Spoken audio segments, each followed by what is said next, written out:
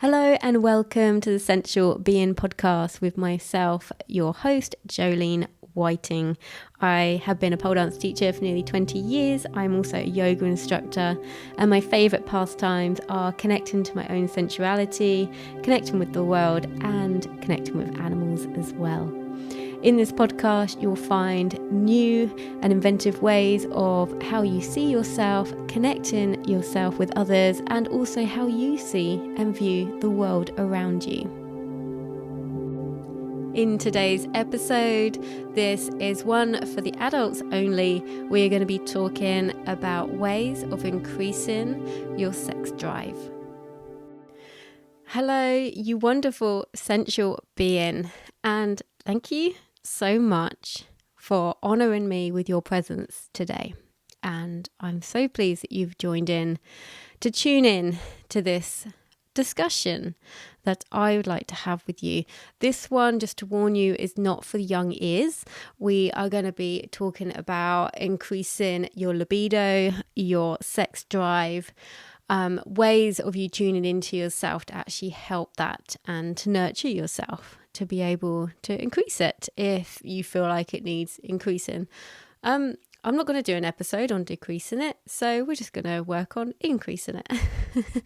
So now there can be many reasons for your sex drive going down or decreasing. Okay, so you need to look at this from all angles, but I strongly suggest that you look at this from an inward point of view first before you start thinking that you need to seek medical advice or you need to do other things to increase it. I would always look within first and look at your own life and your lifestyle. Do that first, because like I say, there are many reasons why it can decrease. Okay, so people say age can be that. Well, no, I'm not on that at all. I don't agree with that. I think that people use age as a barrier and an excuse. So we're not going to be using that today. I mean, for example, I have a friend of mine who told me that when she went through menopause, she said she's been hornier now than she ever was before. And I'm thinking, well, bring it on then. I am up for that. That sounds great. So I just want to put that out there that I really feel like age is an excuse and it's an illusion. Like you can know people who are quite, older, maybe they're in their 80s and they are young. They are young. How they live their life, they are young. They feel young. They do more things. And they're very active, but I have met people who are in their early 20s and they are old. Even not only their bodies and how active they are, but just in the way they think. I'm like, whoa, you're really old. I don't tell them that. I mean, God. But it's an observation. And I really honestly think that age is the biggest illusion around. So please don't think that that is something, I've got older, therefore my sex drive has decreased. No, you do not have to accept that. We can create our own realities. Okay, so we're going to have a look at a few reasons why it can decrease, because not only do we put up age as a barrier, but I also feel that our lifestyles are full of distractions. It's full of routine. It's full of things that got to be done, deadlines. With all these distractions, we are not tuning in. We are not giving ourselves time. Okay? So with all these distractions, they are right now. I mean, so for an example, when I hear parents talking about their children and what their children do after school, their after school schedules are off the charts. And I think, where's the time to be bored? Now, when you get bored, you get creative. Okay, so when I think back to my childhood and what I used to do after school, I didn't have all these after school clubs. I mean, to be honest, they didn't even exist, not in the way they do now, not to the same magnitude as now. So when I look at these parents, I've got to get my kids here, got to get my kids there. Everyone is so busy and we are teaching our children to be just that busy as well. there's no time to slow down. So our life is full of distractions. I mean, when you look at Netflix, there's the next thing to watch all the time. There's just so many distractions. And all of these things will distract us from our own state of being. So one of the first things that I want to give to you is give yourself time. Make pockets of time in your week. I say pockets because they might not be big parts of time, big chunks of time. They might only be like 30 minutes. You might have 30 minutes where you go, do you know what? I don't have to do anything for that half an hour. And do you know what? Don't do anything for that half an hour. Actually give yourself time away from your phone. Turn the TV off. Give yourself time and space. But when you block it out, so it's not about the length of time. You don't have to think, I've got to block out a week or I've got to block out a day. It's not that. It's the knowing that there will be time to slow down. Okay. One of the other things that you can do, and you could possibly do this in that little pocket of time. I know I said don't do anything. I'd class this as worthy of being in that space. Get in touch with nature. Okay, so go outside, see the sun, feel the sunshine on your skin. If it's raining, feel the rain on your skin. It means you're alive. If it's windy out, allow that wind to go through your hair and blow all the cobwebs away. Allow yourself that connection. Even better than that, actually go somewhere. Go to the forest, go to a lake, go to the park, go somewhere, a nice space that you want to be at, and actually enjoy whatever nature has given you in that moment. Grounding is brilliant as well. Actually get your skin in contact, like touch a tree, get your feet on the earth. Just feel that sense of grounding and connection to nature, because we spend so much time in front of screens, these square screens that we watch and look, and they consume us in so many ways. When you get outside and actually look around you, look at the sky, look all around you, your eyes will feel different than they do in front of a screen. And all of this, you might be thinking, well, how's that going to help my sex drive? I promise you it will. I promise you it will. Another thing that you might want to consider is making sure that your clothes fit you. Okay? Don't have a wardrobe full of clothes that you can wear when you lose weight. Okay? None of that. Get rid of that. You don't need that. You don't need that kind of pressure, because that is going to demoralize you so much. There's nothing worse than having a great outfit that one day you'll fit into. No. Get rid of that and get clothes that fit you and that actually fit your shape. And that will also make you feel better. You'll look in the mirror and honestly, if you wear clothes that are one size too small, anybody wears clothes that's one size too small, it will make them look chunky. Yeah. Even if they're not, it will. So you need to get rid of that stuff and actually get clothes that fit. Okay? And if that's an issue, then do you know what? Just get naked, because your naked body fits you. It doesn't cut in. It doesn't cause discomfort on your skin. It's just you. And that will make you feel so much nicer than wearing clothes that don't fit. Okay? Also, another thing to do is to honor your cycle. So, do you actually slow down when you're due to be on your period? Do you actually make that time? And if you don't have a cycle, then you can always link it in with the moon. And when the moon is going into the phase of being in new moon, then you can take just a day or two just to bring everything back a bit. Maybe if you go to the gym, bring the weights back a bit.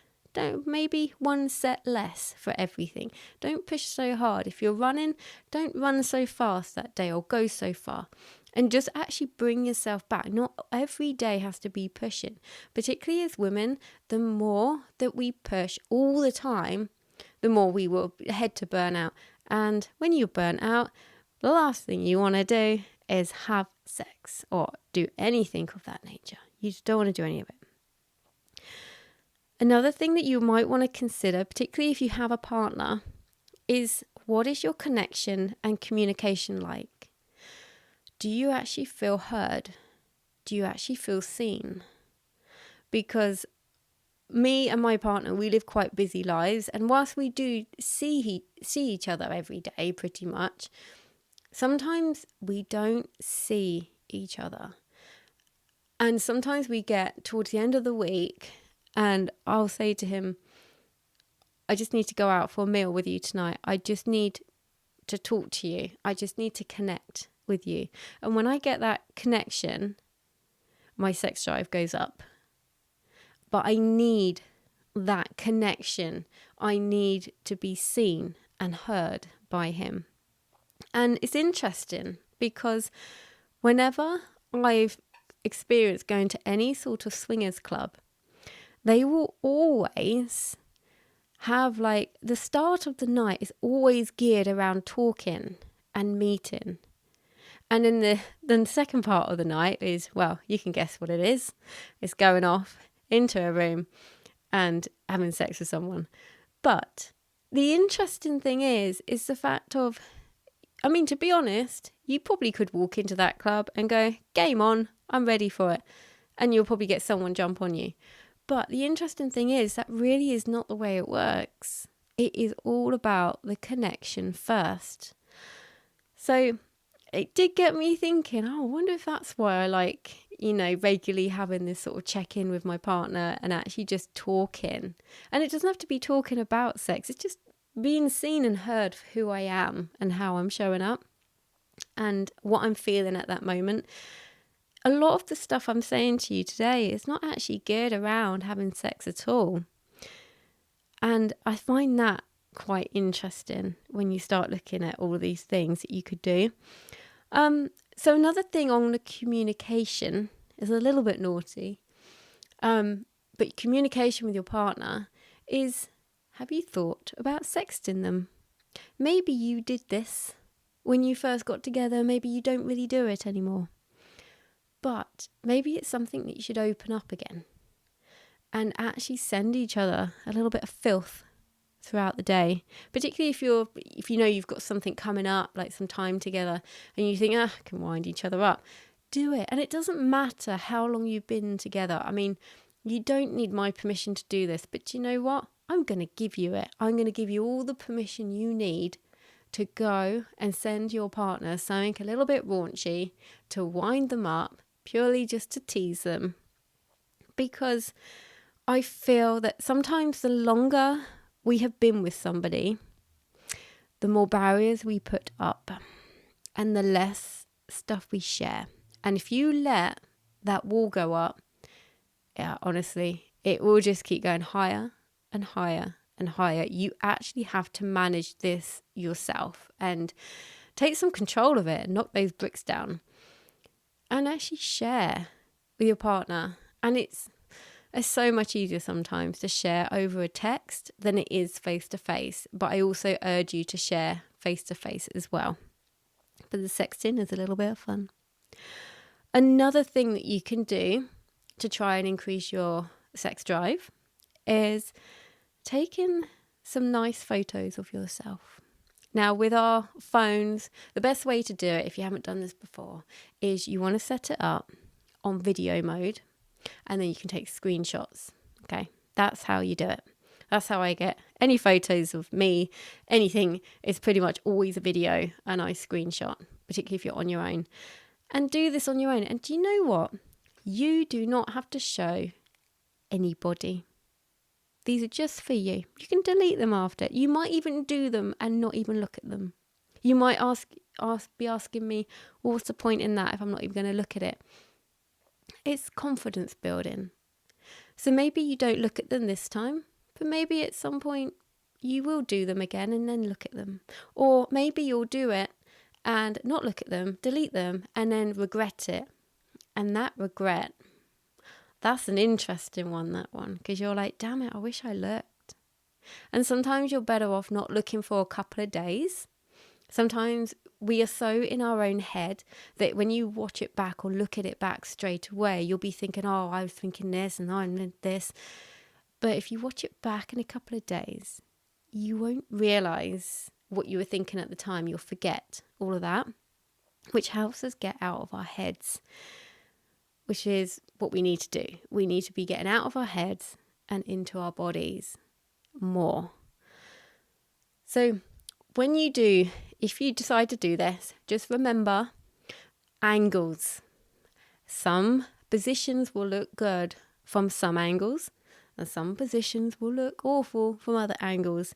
And that has got nothing to do with you, okay? It's all about finding the right pose and the right angle. And sometimes the more uncomfy you are, the better it looks. And when you look at the photo, you think that looks so natural. I was in so much pain. I'm not trying to put you in pain. I'm just saying a lot of the moves that you do to get a good photo, you're going to look, or you're going to feel awkward, but you'll look good. This is why I say to you, you might not want to look at it for a couple of days, because you'll remember the feeling awkward. And with these photos, if you decide to look at them, great. If you decide to share them with your partner, if you trust them in that way, then do it. If that feels good for you, then do it. And maybe you've never done it before and it's scary. Yeah, it is. When you're seen in whatever way, shape or form, it's scary because you're being vulnerable. But when you're vulnerable, the connection increases so much. But like I say, make sure you're with somebody that you can trust. Don't just send it out into the world. And for God's sake, don't put it on Instagram because you'll get deleted. So, another thing which is very interesting that I think we could all connect with, and sometimes we overlook this one: music. Get a playlist going of what you enjoy, what makes you feel horny, sexy, dancey, dirty, whatever it is. So I've got a few different playlists. I've got some which is sort of like instrumental, very melodic, sensual music, and I really love that because when I'm in the moment and playing that, then there's no lyrics, so there's no preconception of like anything. With obviously a lot of songs have got very derogative lyrics and things like that. This is no preconception of any type of lyric. And I find that sort of music, it's almost very meditative, but it is very sensual. So it takes me to another place, like another world. And I really enjoy that. I also love Marilyn Manson. Whenever I put on Marilyn Manson, I just think you are complete filth. And it's a vibe. And I love that. I also have some songs that are kind of more dancey and more R&B, and that kind of makes me feel like, the stripper style pole dancer in me. And again, different vibe. I also have misread playlist when all the songs on there are a bit like, for example, Teeth by Lady Gaga, that type of thing. So the lyrics in it is kind of like very domineering and, from women's point of view, female dominatrix kind of point of view. And, again, completely different vibe. So I have these different playlists to enhance different moods in me. And you know what? It's so much fun creating these playlists. It's so much fun. And when you've got them, you got them. You can just call on them whenever you want a certain vibe. And it really does help.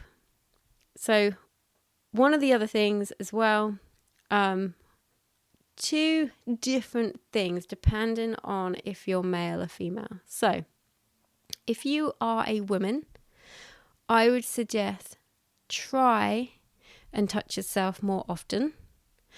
Try even if you don't have an orgasm, it doesn't matter, but give yourself time to sensually touch yourself.